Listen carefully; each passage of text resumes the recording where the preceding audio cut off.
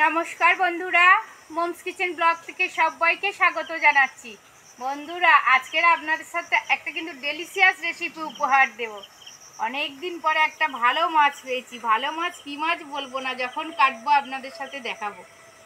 সেই মাছটা কিভাবে কাটবো, কি দিয়ে বানাবো, কেমন করে বানাবো, স্টেপ বাই স্টেপ দেখতে থাকবেন। ভিডিওটি স্কিপ না করে পুরো পর্বটাই আমার সাথে থাকবেন, আশা করি খুবই ভালো লাগবে। আর আপনারা তো আমি যেভাবে বললাম বুঝতেই পেরেছেন যে কি মাছ, এই বর্ষার সিজনের মাছ। এবার সেটাই আপনাদেরকে দেখাবো, সেই জন্য কলাপাতা কাটতে এসেছি।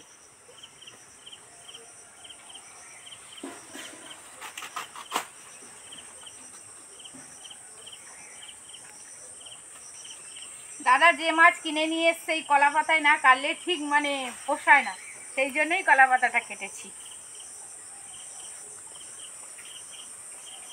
বাবা, আমার গাছে কত ফুল ফুটেছে রে বাবু, চারা গাছে প্রচুর ফুল ফুটেছে।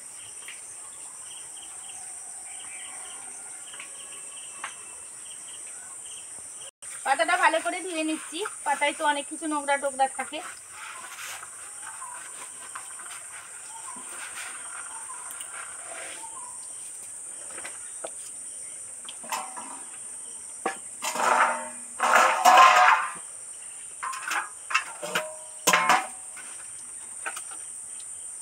দেখুন দাদা কি মাছ নিয়ে এসছে। আড়তে গেছিল, দাদা মাছ নিয়ে এসছে, বলে বন্ধুদের ভালোভাবে রেসিপি করে দেখাবে। আমি বলি বাহ, সে তো অবশ্যই, বন্ধুদের সাথে এই রেসিপি না শেয়ার করলে আমার মনটা কি ভালো থাকে। সেই জন্যই তো একদম আপনাদের সাথে এই রেসিপি শেয়ার করব বলে সব কিছু জোগাড়জাত করে চলে এসেছি। আর বর্ষা তো এখন পড়ছেই না, বর্ষা পড়লে আরও ইলিশ পাওয়া যাবে, আরও নতুন নতুন রেসিপি আপনাদের সাথে শেয়ার করব।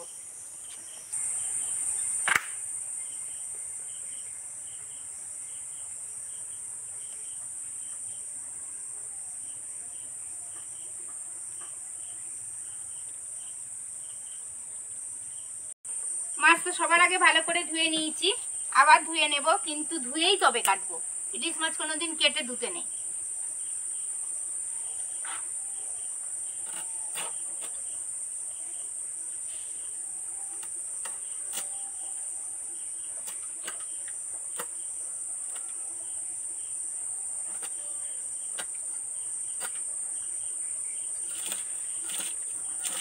অনেকদিন পর ইলিশ মাছের মুখ দেখা গেছে।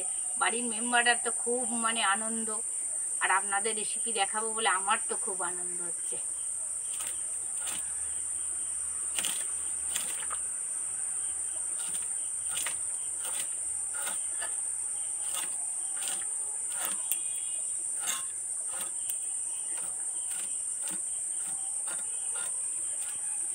দারুণ গন্ধ বেরিয়েছে।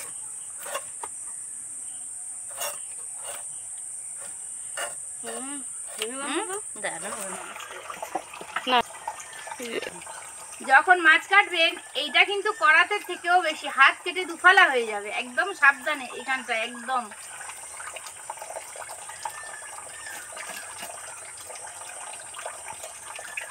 এটা গুছিয়ে কেটে পরিষ্কার করে নিচ্ছি, তারপর আর একবার ভালো করে ধুয়ে নেব।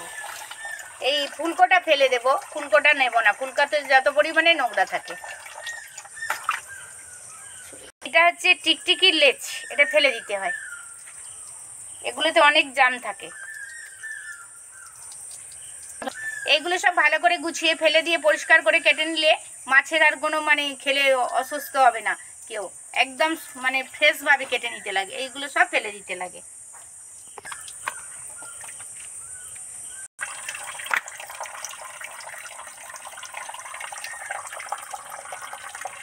মাছ তো গুছিয়ে একদম ফ্রেশ করে আঁশ ছাড়িয়ে নিলাম, সব কিছু নোংরা ফেলে দিলাম। এবার মাছটা আস্তে আস্তে কাটবো। বাহ, মাছটা কালার হেভি গো মা। বাবা, একদম ফ্রেশ ধরে নিয়ে এসছে। এখান থেকে গন্ধ হচ্ছে। গন্ধ কেন, একদম এগুলো দেখো না, যেগুলো জানা যায় বলো। হ্যাঁ, এর মধ্যে যে এই পিত্তিটা আছে, পিত্তিটা ফেলে দেবেন।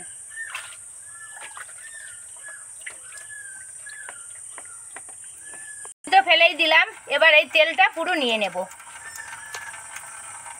এইটাই আসল, এইটা দিলে আর মাছের প্রয়োজন হবে না। এর থেকে যে তেল বেরোবে, একটু তেল দিয়েই তেল বের করব, সেটাই দিয়ে আপনাদের একতলা ভাত খাওয়া হয়ে যাবে।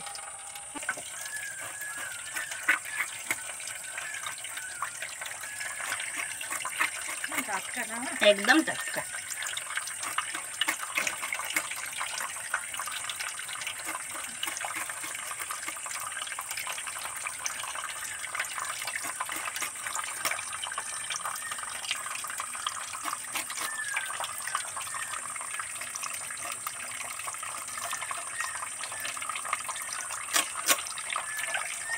আর এইটার মধ্যে ঘোড়ার খুর থাকে, এইটা পুরো এরকম করে ফেলে দিতে লাগে।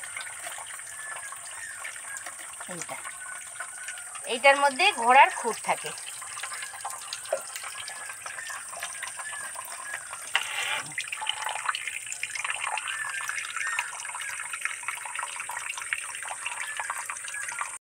মাছ তো একদম ফ্রেশ করে গুছিয়ে কেটে নিলাম। এবার কি দিয়ে বানাবো আপনাদের সাথে একদম পরপর শেয়ার করব। আসুন আমার সাথে চলে আসুন।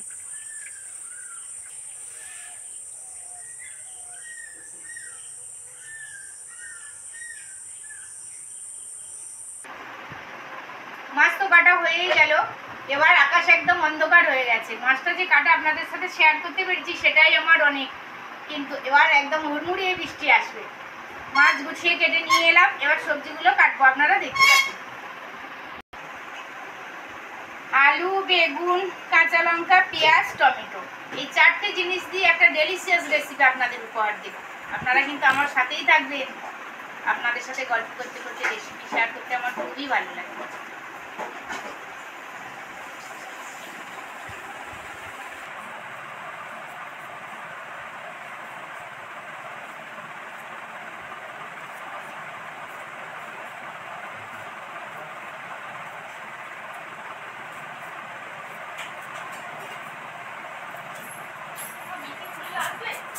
হ্যাঁ বাবা, ইলিশ মাছের আলু একটু পাতলা পাতলা করে দিলেই তবে টেস্ট হয়।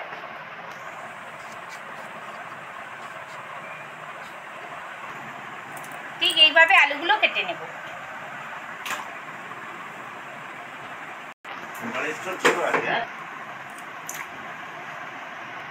আলুগুলো সব ভালো করে রগড়ে রগড়ে ধুয়ে নিচ্ছি, কারণ এর কালার থাকলে একটা টেস্ট ভালো হবে না, সেই জন্যে ভালো করে ধুয়ে নিলাম।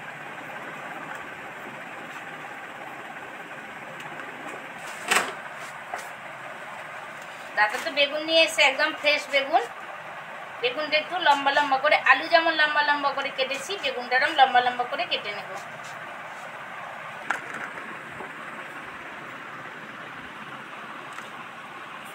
দাদা তো ইলিশ মাছ কিনে নিয়েই এসছে। এবার বাজার থেকে কচু, কাঁচা লঙ্কা, মানে বেগুন সব কিছু নিয়ে আসে। দাদাকে আর বলতে লাগে না যে এটা নিয়ে এসো ওটা নিয়ে এসো, মানে এত মানে কি দিয়ে কি রান্না করে বন্ধুদের শেয়ার করব সেটাও গুছিয়ে নিয়ে চলে আসে। অলি আর সবজি কাটতে বসছে না, অলির হাতে একটুখানি কি ছাল তুলেছে আর খুব ব্যথা, সেই জন্য এখানে বসছে না। কিন্তু তাকে দেখতে পাবেন ঠান্ডার সালে।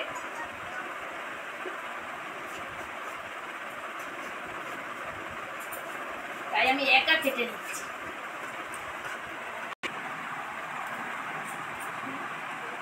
লঙ্কা কাটা টুকরো করে কেটে নিলাম।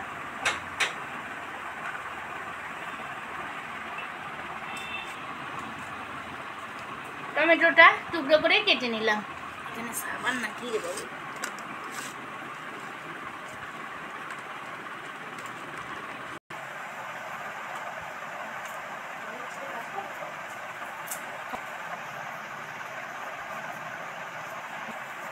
কচুটা এরকম গুছিয়ে কেটে নিচ্ছি। এই বর্ষার কচু তো খুব টেস্টফুল।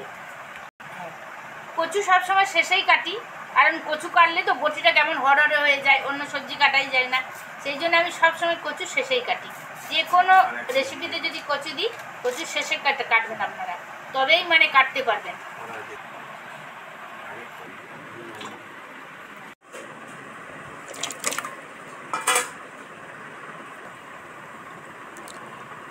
কচু খুব ভালো করে কচলে কচলে ধুতে লাগে, কারণ কচুর যে সাদা একটা আটা থাকে সেটাই ভালো করে ফ্রেশ করে ধুয়ে নিলে তবেই টেস্ট হয়।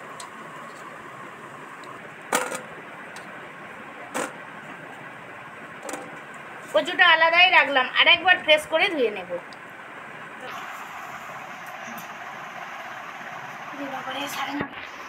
সব তো কাটা কমপ্লিট হয়ে গেল, পেঁয়াজটা কাটতে ভুলে গেছি, একদম প্রচুর খসায় পেঁয়াজ ঢাকা পড়ে গেছে। ভাবছি সব কাটা কমপ্লিট, কিন্তু কাটা তো কমপ্লিট হলো না।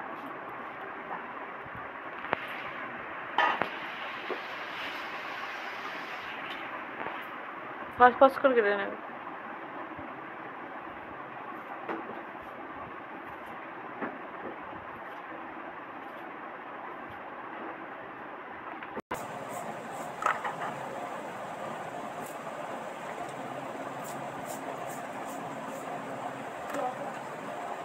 জাহাজ জাহাজ ছাড়ছে, হ্যাঁ।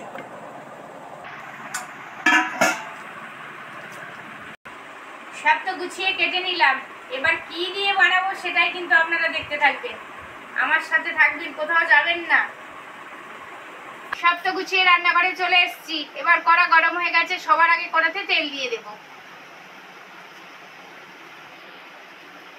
একটু বেশি পরিমাণেই তেল দেব, কারণ একটু তেল দিয়ে তেল বের করবো। মেম্বারে একটু তেল দিয়ে ভাত খেতে খুব ভালোবাসে, আপনারাও নিশ্চয়ই ভালোবাসেন। তেলের মধ্যে সামান্য একটু হলুদ গুঁড়ো অ্যাড করছি।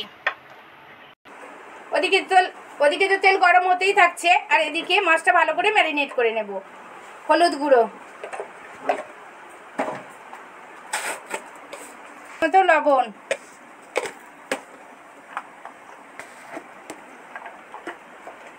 লঙ্কা গুঁড়ো, এবার ধরে ধরে ভালো করে ম্যারিনেট করে নেব।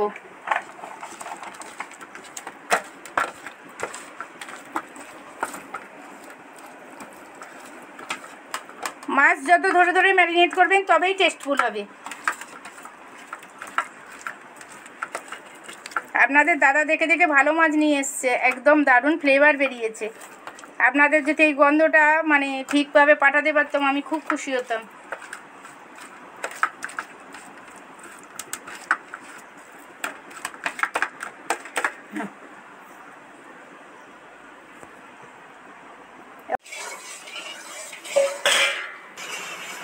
তেল তো গরম হয়ে গেছে, একদম মাথা ছুটছে এখান দিয়ে, কেমন একটা ভাব উঠছে। এবার মাছটা একটা একটা মাছ তেলের মধ্যে উঠিয়ে দেব।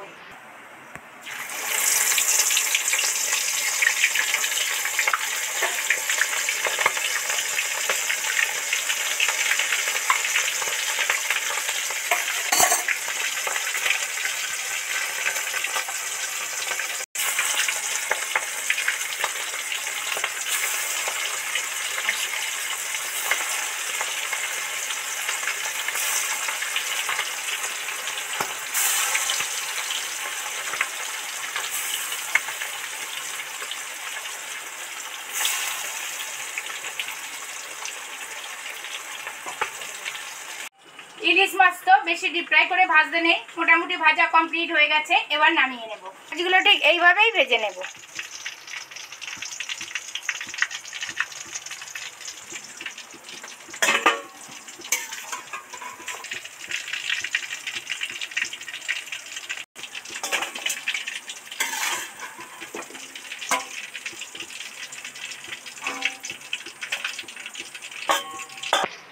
এবার আসল জিনিস তেলের মধ্যে ছেড়ে দেব। এই তেল কাটাটা আর এই চর্বি, মানে চর্বিটা, এটাই আসল।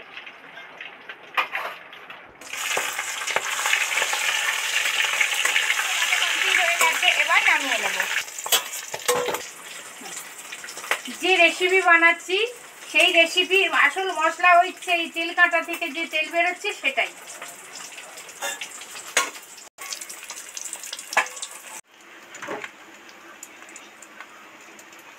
কড়ার মধ্যে আর একটু তেল দিয়ে দিচ্ছি।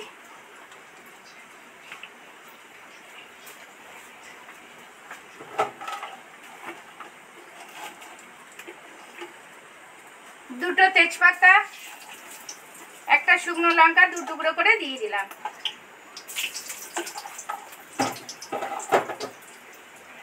ওর মধ্যে 2-4টে কাঁচা লঙ্কা অ্যাড করছি।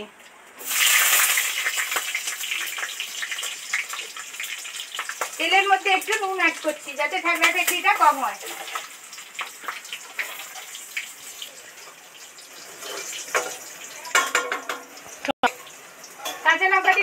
করে, কিন্তু এই 2 টুকরো করে কিংবা আপনারা চিড়ে দেবেন, দিলেই অতটা মানে রিস্ক থাকবে না। শুকনো লঙ্কা, কাঁচা লঙ্কা, তেজপাতা তো ডিপ ফ্রাই করে ভাজা হয়ে গেছে, দারুণ একটা ফ্লেভার বেরিয়েছে। এবার পেঁয়াজ কুচিটা এর মধ্যে দিয়ে দেবো।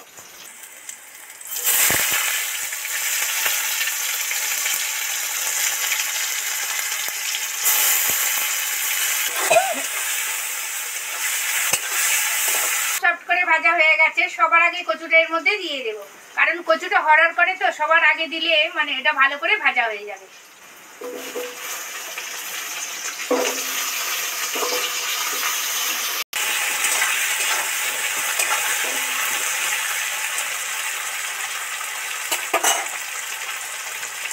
কচুটা মোটামুটি হরারের ভাব কেটেই গেছে, এবার সব সবজি কটা এর মধ্যে দিয়ে দেবো।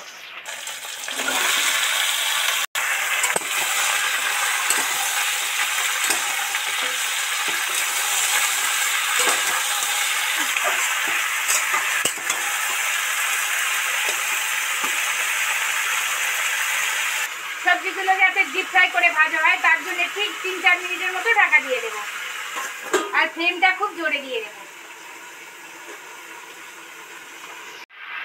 সবজিগুলো তো ডিপ ফ্রাই করে ভাজা হয়ে গেছে, তেল ছেড়ে গেছে, এবার মশলাগুলো দিয়ে দেবো। লঙ্কা তো দিয়েই দিয়েছি, কিন্তু টেস্টফুল হওয়ার জন্য একটু গুঁড়ো লঙ্কা অ্যাড করছি। 1 চামচ হলুদ গুঁড়ো অ্যাড করছি। নুন তো দিয়েই দিয়েছি আগে, পরে তারপর টেস্ট করে নুন দেবো।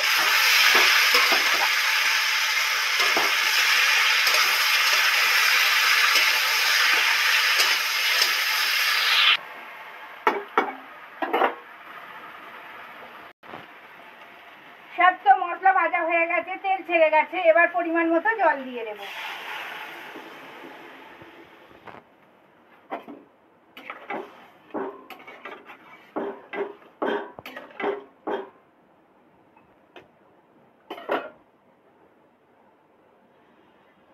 গ্যাসে সবসময় অল্প পরিমাণে জল দিতে লাগে, সেই জন্য একটু ঠিক জল দিয়ে দিলাম। দিয়ে এবার ঠিক 5 মিনিটের মতো ঢাকা দিয়ে দেবো। ঠিক 5 মিনিট পর ফিরে এসেছি, ওদিকে তো টুকবুক করে ফুটছে। দেখি তরকারি কি কন্ডিশন।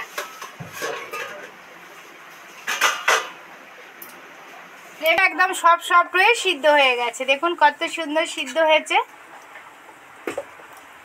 সব সময় তরকারি ফুটে গেলে যদি আপনারা নিবু মাছে 5 মিনিট বসিয়ে রাখেন, তাহলে তরকারি ইজিভাবে সিদ্ধ হয়ে যায় যে কোনো সবজি।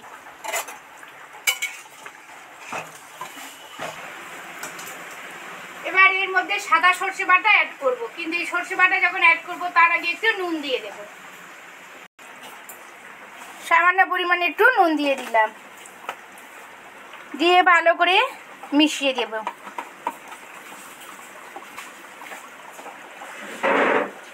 সর্ষে বাটাটা এই যে টকবক করে তরকারিটা ফুটছে এর মধ্যে আস্তে আস্তে দিয়ে দেব।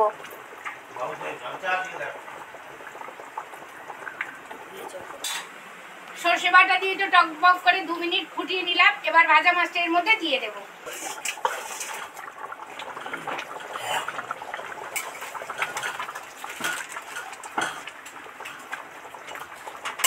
মাছ দিয়ে বেশিক্ষণ ফোটাবো না, এই 2-1 মিনিট ফুটিয়ে দেব। এবার আসল জিনিসের মধ্যে অ্যাড করব, যে মানে চোপড়া কাটা তেল কাটা দিয়ে তেল বের করে রেখেছিলাম, সেটাই এর মধ্যে একটু অ্যাড করব।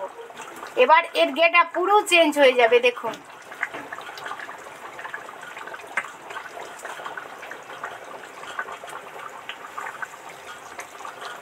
কমপ্লিট তো হয়ে গেল, এবার গ্যাসটা বন্ধ করে দিলাম। গ্যাস তো বন্ধ করেই দিলাম তেলটা দিয়ে। এবার কালারটা দেখুন আর গেট আপটা দেখুন, এর স্বাদ আরও দ্বিগুণ হয়ে গেল। বর্ষার দুপুরবেলা আপনাদের সাথে তো একটা নতুন রেসিপি শেয়ার করলাম, ডেলিশিয়াস রেসিপি বললে হবে। দেখা হচ্ছে পরের ভিডিও নিয়ে, কোনো এক নতুন রেসিপি নিয়ে আপনাদের সাথে চলে আসবো। ভালো থাকবেন, সুস্থ থাকবেন, সাবধানে থাকবেন, আর পাশে থাকা বেল আইকনটি ক্লিক করবেন, সমস্ত ভিডিওগুলো সবার আগে আপনাদের কাছে পৌঁছে যাবে। আর আমার চ্যানেলকে সাবস্ক্রাইব করে আমার পাশে থাকবেন। ভালো থাকবেন, সুস্থ থাকবেন, সাবধানে থাকবেন। নমস্কার, ধন্যবাদ।